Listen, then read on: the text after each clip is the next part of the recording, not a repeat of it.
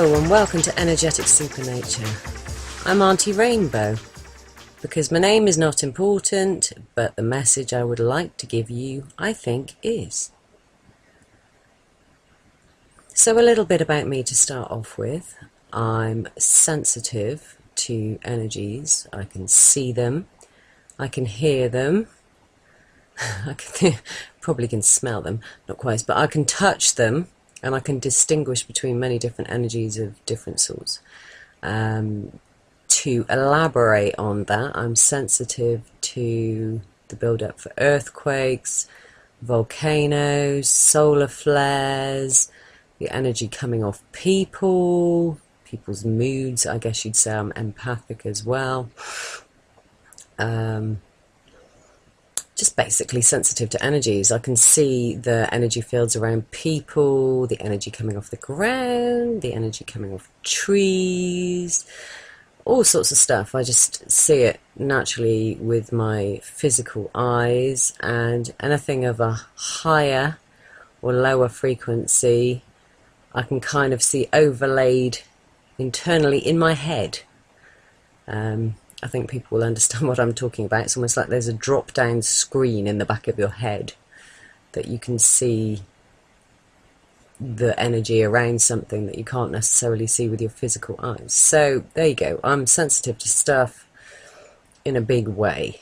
In fact, last week was fairly hideous for me while we were building up to several volcanoes popping and earthquakes and all sorts. I had some really horrible physical symptoms with that, because I actually feel the way the energy that's moving for an earthquake builds up within my body to the point that it explodes out the top of my head. And last week was pretty bad, because not only was it exploding out my head, it was exploding down my arms and all sorts of things like that. In fact, sometimes I'm so sensitive to the energy build-up that it's coming out of my hands so badly that I cause my car to continually tell me I have faults with various parts of my car, because the fault recording device in my car is actually in the steering wheel, which is brilliant. So I spend all my time driving along with the car going beep, fault in rear headlight. Well, rear headlight, front headlight, right hand headlight, beep, fault in fog light, beep, fault in indicator, until finally the energy subsides and I stop tripping the fault alarm. I also mess with other electrical devices, and I have a habit of causing my computer to cease functioning, and I have to discharge that and this, that and the other. Mess with the television, mess with the lights. It's all jolly good fun. Anyway, that's a bit about me. Because this is a first edition, you're going to have to bear with me as I get my head round just talking to myself, which is really hard to do with no questions. And I promise I will try and keep on track of what I'm saying, but when I try and explain something, it kind of wanders into other territories. But I have written myself a list to try and keep myself on the main points that I want to talk about. So I promise I will try to do that as much as I possibly can. So today I thought I would like to talk to you about your own energetic field and how that is part of the planet's energy field, and how energies affect you, those coming from the planet, those coming from the sun, those coming from the wider universe, and how they will physically affect you. And in my sort of understanding, now you have to understand before we go into any of this is just my interpretation and my understanding. I'm sure there are hundreds and thousands of other people out there with completely different interpretations and completely different understandings and completely different ways of looking at things. That is the way it's meant to be. We are all individual beings who perceive the world from our own individual standpoint. I'll go into other stuff on other episodes, but for today I'm going to start off with talking about the human energy field and the way I see it and the way I interpret stuff. Okay. So since I can see a human's energy field and kind of feel it, and in feeling a human energy field, I pretty much fairly quickly came to understand that all of your life experiences and stuff is all there in your energy field. Whether you remember them or not, they're all there. All of it's stored within your own individual energy field. And so by just being in close proximity to another person, you can pretty much, if you're sensitive, read everything about that person's life, and also the energetic links they have to other people. And from that, you can kind of get an impression of the people they're connected to. Now, I have to say that this is not something I just do. Okay, I'm receiving that information, but I do not just look at other people's energy fields and read their whole energy. As far as I'm concerned, that's pretty rude. That's like walking into somebody's house and just going through all their drawers and cupboards completely uninvited. So I do my best to ignore what's coming off other people all the time. I just don't register it. It's kind of like an inbuilt anti-rudeness part of me.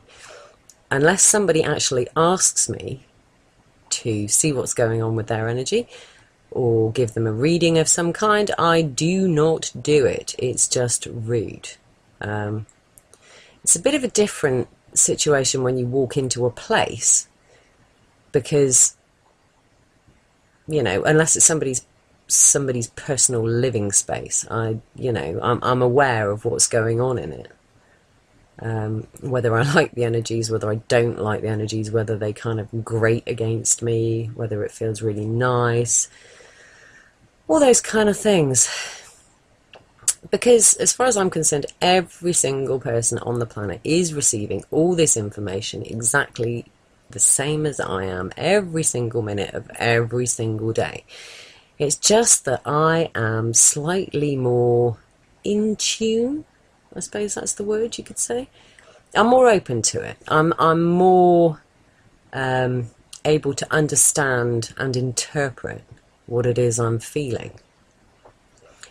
I guess I haven't stuffed my head full of other things, so I am more able to clearly understand what it is I'm feeling and seeing. I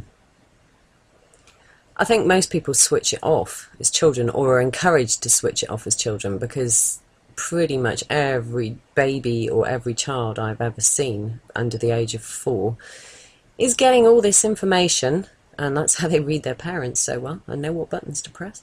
They're all getting this information. It's just, you know, parents and other adults and other children tend to tell them, oh no, this is their imagination, you can't see this is not the way it is, because we're very good at closing people down.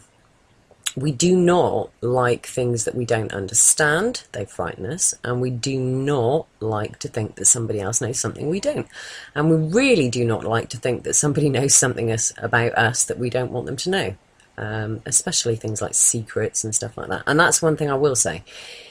If you're a sensitive, you tend to know what a person is hiding or trying to hide, because the more they try and hide it, the louder it is in their energy field. So even if you are ignoring or taking no notice of a person and their energy field, you can find that that one thing that they're really trying to keep secret, really trying to hide, is the loudest thing, and it actually screams at you. And most of these things I just don't want to know.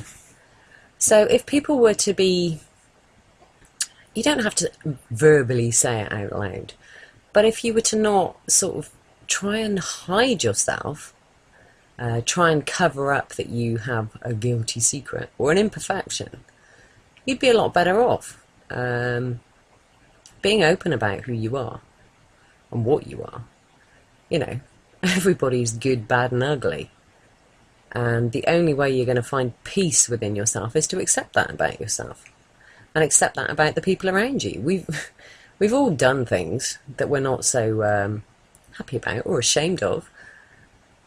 What's the biggie? it's the way that life is. It's the way that we experience. It's the way that we learn.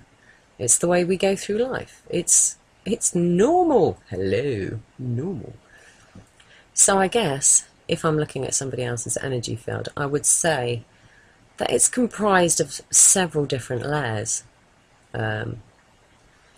People talk about chakras, people talk about kundalini, people talk about all sorts of other things in the energy field. I personally, and this is just me personally, it's not everybody else, and I'm not going to say it's good or it's bad or it's the way you have to be, just to myself personally, I don't do chakras. That's not to say that I don't see them and that I don't know that they're there, but in me they do not work. And they have, as far as I know, they never have. I've had other psychics tell me that my chakra isn't open, my chakra doesn't work. Oh, you must open it. I can't. It doesn't work for me. That doesn't work for me. And trying to do a chakra meditation and stuff like that, it just doesn't work for me. I cannot hold the images in my head, and I can't do anything with them. So, just personally, and this is just me, I'm not saying this is everybody, or it's the right thing, or the wrong thing, and that you have to do it. Nothing like that. This is just my personal thing. Chakras for me does not compute. And some of the other energy things that other people go on about just does not compute for me. That's just me.